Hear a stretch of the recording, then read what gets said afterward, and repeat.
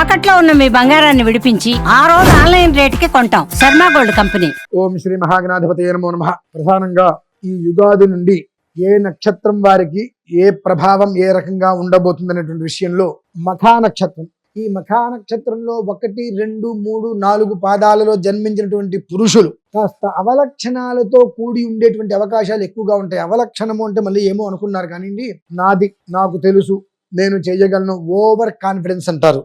ఆ over confidence వలన కాలుకు తీగ తగిలి బోర్లు పడేటువంటి అవకాశాలు ఎక్కువ, అంటే కింద పడేటువంటి అవకాశాలు చాలా ఎక్కువగా ఉన్నాయి. కాబట్టి నేను సింహాన్ని అని అనుకునేదానికన్నా ఎంత సింహమైనా ఏదైనా అల వస్తే తల వంచాలి. కొంతకాలం మనం అజ్ఞాతవాసం చేస్తున్నాము అని అనుకోగలిగితే ఈ మఖా నక్షత్రంలో జన్మించినటువంటి వ్యక్తులకు కొన్ని అవకాశాలు చేతి నుంచి జారిపోకుండా ఉంటాయి. ఎందువలనంటే ప్రతిదీ దగ్గరికి వచ్చినట్టుగానే ఉంటుంది, అలానే ఆగిపోతూ ఉంటుంది.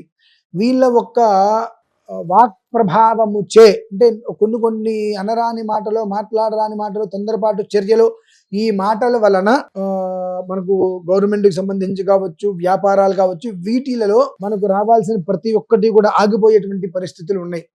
కనుక కొన్ని పనులు కావాలి అని అంటే మన పెద్దవాళ్ళు అంటారు రాజసేవ అంటారు.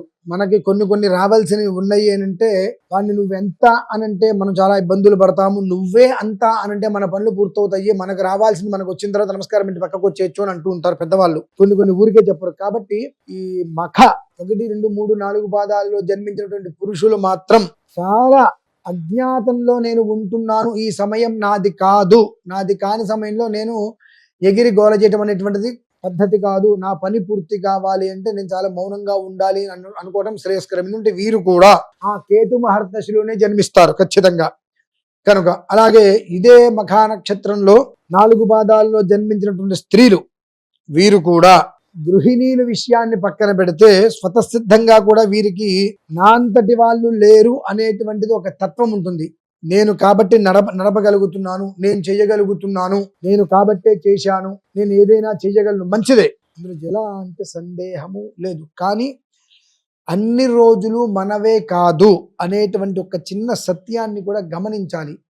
కొన్ని నక్షత్ర ప్రభావాలు, లగ్న ప్రభావాలు, లగ్నాత్తు ఏ గ్రహం ఎక్కడుంది అనేటువంటి విషయాన్ని దృష్టిలో ఉంచుకొని మనకు అవగాహన లేదు కాబట్టి దాని గురించి మనకు తెలియకుండా కూడా ఒక్కొక్కసారి మెదడు మనల్ని డామినేట్ చేసుకొని కొన్ని మాటలు మాట్లాడించడం వలన ఎక్కడ పని అక్కడ ఆగిపోవడం జరుగుతుంది. అవసరమైతే ఒక అడుగు వెనక్కే మళ్ళీ పడుతుంది మినహాయిస్తే ముందుకు వెళ్ళలేని ఒక స్థితి గమనాలు ఎక్కువగా ఉంటాయి. కనుక స్త్రీలు కానీ పురుషులు కానీ మఖా నక్షత్రంలో జన్మించిన వారైతే కొంతకాలం నేను అజ్ఞాతంలో ఉన్నాను కాబట్టి ఎవరికి కూడా నేను ఇట్లా ఉంది అనేటువంటి గట్టిగా సమాధానం చెప్పవలసిన అవసరం లేదు. మౌనం అనేటువంటిది ఇప్పుడు నడుస్తున్నటువంటి పరిస్థితులకి చాలా నాకు ఉపయోగం అనేటువంటి విషయాన్ని దృష్టిలో ఉంచుకొని, అలాగే ఇందాక ఎవరికైతే చెప్పానో అలానే దక్షిణామూర్తి స్వామి వారిని మనస్ఫూర్తిగా ఆరాధించుకోవడం మఖా నక్షత్రం వారికి చాలా శ్రేయోదాయకం.